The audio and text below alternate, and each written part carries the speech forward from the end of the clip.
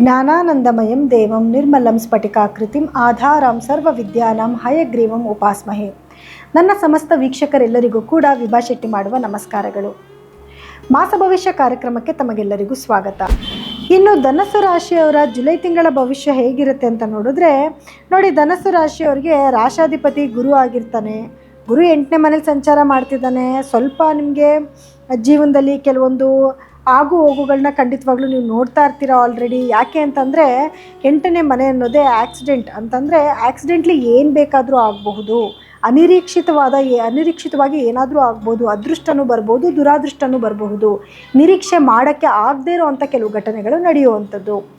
ಮುಖ್ಯವಾಗಿ ಏನಂತಂದರೆ ಏನಾದರೂ ಆರೋಗ್ಯ ಸಮಸ್ಯೆ ಅಂತ ಬಂದಾಗ ಶುಗರ್ ಆಗಿರ್ಬೋದು, BP ಆಗಿರ್ಬೋದು, ಬಾರ್ಡರ್ ಸ್ಟೇಜಿಗೆ ಬಂದಿದೆ ಅಂತನೋ ಅಥವಾ ಇನ್ನೇನು ಶುರು ಆಗ್ತಿದೆ ಅಂತನೋ ಇದ್ದರೆ ಅದು ಜಾಸ್ತಿ ಆಗುವಂಥದ್ದು ಕೂಡ ಆಗುತ್ತೆ.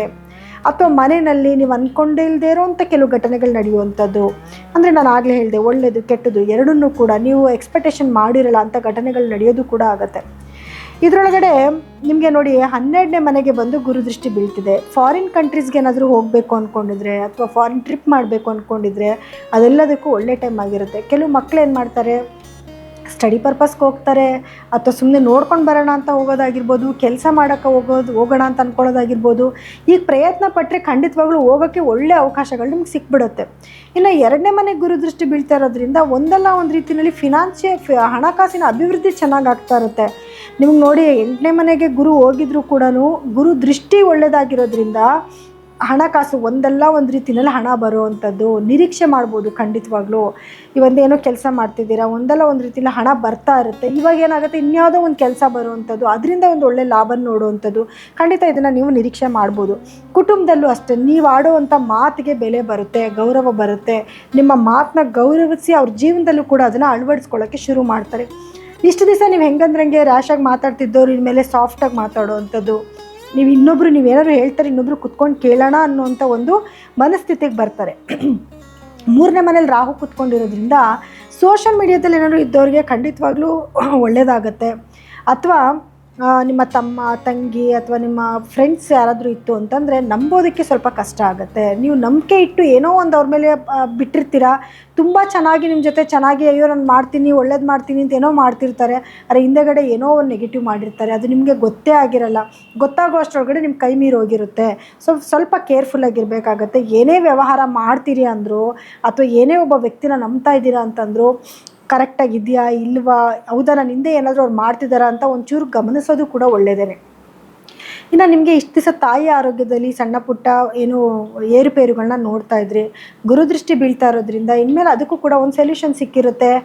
ಏನಾದ್ರು ಅವ್ರಿಗೇನೇ ಸಮಸ್ಯೆಗಳು ಬಂದಿದ್ರು ಒಂದು ಒಳ್ಳೆ ಡಾಕ್ಟ್ರ್ ಸಿಗೋದಾಗಿರ್ಬೋದು, ಒಳ್ಳೆ ಮೆಡಿಸಿನ್ ಸಿಗೋದಾಗಿರ್ಬೋದು, ಎಲ್ಲನೂ ಕೂಡ ನೀವು ನಿರೀಕ್ಷೆ ಮಾಡ್ಬೋದು. ಭೂಮಿ ವ್ಯವಹಾರದಲ್ಲಿ ಇಷ್ಟು ದಿವಸ ಲಿಟಿಗೇಷನ್ಸ್ ಏನಾದರೂ ಇತ್ತು ಅಂದರೆ ಇನ್ಮೇಲೆ ಅದು ಕ್ಲಿಯರ್ ಆಗ್ತಾ ಹೋಗ್ತಾ ಇರುತ್ತೆ. ಇನ್ನು ಕುಜನ ಸಂಚಾರ ಅಂತ ನೋಡೋಕ್ಕೆ ಬಂದಾಗ ಕುಜ ನೋಡಿ ನಿಮಗೆ 6ನೇ ಮನೇಲಿ ಸಂಚಾರ ಮಾಡ್ತಾ ಇದ್ದಾನೆ. ಸೊ ಏನಾದರೂ ನೀವು ಸ್ಪೋರ್ಟ್ಸ್ ಆ್ಯಕ್ಟಿವಿಟೀಸಲ್ಲಿ ಆಗಿರ್ಬೋದು ಅಥವಾ ಸ್ಪೋರ್ಟ್ಸ್ಗೆ ಸಂಬಂಧಪಟ್ಟಿರೋ ಶಾಪ್ಗಳೇನಾದರೂ ಇಟ್ಟಿದ್ರೆ ಅದರಲ್ಲಿ ನೀವು ಒಳ್ಳೆ ಲಾಭಗಳನ್ನ ಖಂಡಿತವಾಗ್ಲೂ ನಿರೀಕ್ಷೆ ಮಾಡ್ಬೋದು.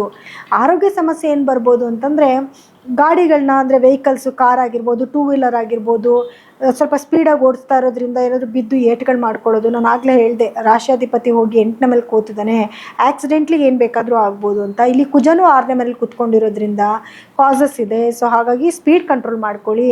ನಿಮ್ಮ ಸೇಫ್ಟಿ ತುಂಬ ಮುಖ್ಯ ಆಗಿರುತ್ತೆ. ಇಲ್ಲ ಅಂತಂದರೆ ಏನಾದರೂ ಮೈಯಿಂದ ರಕ್ತಗಳು ಹೋಗುವಂಥ ಚಾನ್ಸಸ್ ಇರುತ್ತೆ. ಕೇರ್ಫುಲ್ಲಾಗಿರಿ.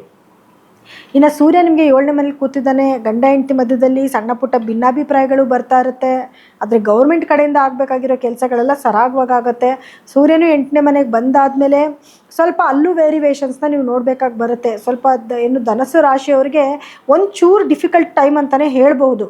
ಆದರೆ ಸ್ಪಿರಿಚುವಲ್ ಟ್ರಾವೆಲ್ ಜಾಸ್ತಿ ಮಾಡ್ತೀರಾ, ದೇವ್ರ ಮೇಲೆ ಭಕ್ತಿನೂ ಕೂಡ ಜಾಸ್ತಿ ಆಗಿಬಿಡುತ್ತೆ. ದೇವಸ್ಥಾನಗಳಿಗೆ ಟ್ರಾವೆಲ್ ಮಾಡೋದು. ಮತ್ತು ಶುಕ್ರನು ನಿಮಗೆ ಕೇತು ಒಟ್ಟಿಗೆ ಸೇರಿಕೊಂಡಿದ್ದಾನೆ. ಸೊ ಆರೋಗ್ಯ ಸಮಸ್ಯೆಗಳಲ್ಲಿ ಸಣ್ಣ ಪುಟ್ಟ ಏನಾದ್ರು ಸಮಸ್ಯೆಗಳು ಬರುವಂಥದ್ದು. ಆದರೆ 9ನೇ ಮನೆಯಲ್ಲಿ ಶುಕ್ರನು ಇರೋದ್ರಿಂದ ಲಾಭನೂ ಕೂಡ ಅಷ್ಟೇ ನಿರೀಕ್ಷೆ ಮಾಡ್ತೀರಾ. ಹಣಕಾಸಿನ ಅಭಿವೃದ್ಧಿನೂ ಅಷ್ಟೇ ಚೆನ್ನಾಗಿರುತ್ತೆ. ಇನ್ನು ಪರಿಹಾರ ಏನು ಮಾಡ್ಕೋಬೇಕು, ಕೆಲವೊಂದು ನೋಡಿ ಜಾತಕ ಅಂದಮೇಲೆ ಜೀವನ ಅಂದಮೇಲೆ ಸುಖ ದುಃಖ ಎಲ್ಲನೂ ಕೂಡ ಬರ್ತಾನೆ ಇರುತ್ತೆ. ಅದನ್ನು ನಾವು ಈಸಿಯಾಗಿ ತೊಗೊಂಡೋಗೋದೇ ತುಂಬ ಇಂಪಾರ್ಟೆಂಟ್ ಆಗಿರುತ್ತೆ. ಪರಿಹಾರ ಏನು ಮಾಡ್ಕೋಬೇಕು ಅಂತ ನೋಡಿದ್ರೆ ಮೊದಲನೇದಾಗಿ ಗುರುಗಳಿಗೆ ಪರಿಹಾರ ಮಾಡ್ಕೋಬೇಕಾಗತ್ತೆ. ಪ್ರತಿದಿನ ಅಂದರೆ ಗುರುಗ್ರಹದ ಬೀಜ ಮಂತ್ರನ ಪಠನೆ ಮಾಡುವಂಥದ್ದು. ಮತ್ತು ಗುರುವಾರ ಒಂದು ದಿವಸನಾದರೂ ಗುರುಗಳ ದೇವಸ್ಥಾನಕ್ಕೆ ಹೋಗಿ ಬನ್ನಿ. ಹಸುಗೆ ಬಾಳೆಹಣ್ಣಾಗಿರ್ಬೋದು, ಹಸಿರು ಹುಲ್ಲಾಗಿರ್ಬೋದು, ತರಕಾರಿ ಆಗಿರ್ಬೋದು, ಅದನ್ನು ತಿನ್ನಿಸೋವಂಥದ್ದು. ಅಥವಾ ಅವಶ್ಯಕತೆ ಇರೋರಿಗೆ, ನೀಡ್ಫುಲ್ ಪೀಪಲ್ಗೆ ಕಡಲೆಕಾಳನ್ನ ಡೊನೇಟ್ ಮಾಡುವಂಥದ್ದು. ಮತ್ತು ಶನಿ ದೃಷ್ಟಿ ಕೂಡ ನಿಮಗೆ ಲಗ್ನದ ಮೇಲೆ ಬೀಳ್ತಾ ಇರೋದ್ರಿಂದ ಪ್ರತಿ ಶನಿವಾರ ಎಣ್ಣೆ ಹಚ್ಕೊಂಡು ಸ್ನಾನ ಮಾಡುವಂಥದ್ದು. ಮತ್ತು ಅವಶ್ಯಕತೆ ಇರೋ ಅಂಥವ್ರಿಗೆ ಸಂಜೆ 6 ಗಂಟೆ ನಂತರ, ಅಂದರೆ ಸೂರ್ಯಾಸ್ತದ ನಂತರ ಏನಾದರೂ ಡೊನೇಟ್ ಮಾಡುವಂಥದ್ದು. ಏನಾದರೂ ಆಗಿರ್ಬೋದು, ಊಟ, ತಿಂಡಿ, ಬಟ್ಟೆ, ನಿಮ್ಮ ಇಷ್ಟಪಟ್ಟಿದ್ದು ಏನು ಬೇಕಾದರೂ ಒಂದು ವ್ಯಕ್ತಿಗಾರು ದಾನ ಮಾಡುವಂಥದ್ದು. ಇದಿಷ್ಟನ್ನು ನೀವು ಮಾಡ್ಕೊಂಡು ಬಂದರೆ ಸಣ್ಣ ಪುಟ್ಟ ಸಮಸ್ಯೆ ಬಂದರೂ ಕೂಡ ಖಂಡಿತ ಅದರಿಂದ ನೀವು ಪಾರಾಗ್ತೀರ. ನೋಡಿ, ಇಲ್ಲಿವರೆಗೂ ಕೂಡ ರಾಶಿಗಳ ಒಂದು ಭವಿಷ್ಯ ಹೇಗಿರುತ್ತೆ, ಕೆಲವೊಂದು ಏಳು ಬೀಳು ಎಲ್ಲನೂ ಕೂಡ ನೀವು ಕೇಳಿಸ್ಕೊಂಡ್ರಿ. ಆದರೆ ನಿಮ್ಮ ವೈಯಕ್ತಿಕ ಜಾತಕನೂ ಒಮ್ಮೆ ಪರೀಕ್ಷೆ ಮಾಡಿಸ್ಕೊಳ್ಳೋದು ತುಂಬ ಮುಖ್ಯ ಆಗಿರುತ್ತೆ. ಯಾಕೆ ಅಂತಂದರೆ ನಿಮಗೆ ನಡೀತಿರುವಂತಹ ದಶಾ ಭುಕ್ತಿಗಳ ಆಧಾರದ ಮೇಲೆ, ಜೊತೆಗೆ ಗ್ರಹಗಳ ಅಲೈನ್ಮೆಂಟ್, ಅಂದರೆ ನಿಮ್ಮ ಜಾತಕದಲ್ಲಿ ಗ್ರಹಗಳು ಎಲ್ಲೆಲ್ಲಿ ಕೂತ್ಕೊಂಡಿದ್ದಾವೆ ಅನ್ನೋದ್ರ ಮೇಲೆ ಫಲಗಳಲ್ಲಿ ವ್ಯತ್ಯಾಸ ಆಗುತ್ತೆ. ಸೊ ಹಾಗಾಗಿ ನಿಮ್ಮ ವೈಯಕ್ತಿಕ ಜಾತಕನ ಒಮ್ಮೆ ತೋರಿಸ್ಕೊಂಡು ಅದಕ್ಕೆ ತಕ್ಕ ಪರಿಹಾರಗಳನ್ನ ಮಾಡ್ಕೊಳ್ಳೋದು ತುಂಬ ಮುಖ್ಯ ಆಗಿರುತ್ತೆ. ನೀವು ನಮ್ಮಲ್ಲೇನಾದರೂ ನಿಮ್ಮ ವೈಯಕ್ತಿಕ ಜಾತಕನ ತೋರಿಸ್ಕೊಬೇಕು ಅಂದ್ಕೊಂಡಿದ್ರೆ ಕೆಳಗಡೆ ಸ್ಕ್ರೋಲ್ ಆಗ್ತಿರುವಂತಹ ನಮ್ಮ ನಂಬರ್ಗೆ ಕರೆ ಮಾಡಿ ನಿಮ್ಮ ಅಪಾಯಿಂಟ್ಮೆಂಟ್ನ ಫಿಕ್ಸ್ ಮಾಡ್ಕೋಬೋದು. ಸೊ ಎಲ್ಲರಿಗೂ ಕೂಡ ನನ್ನ ನಮಸ್ಕಾರಗಳು.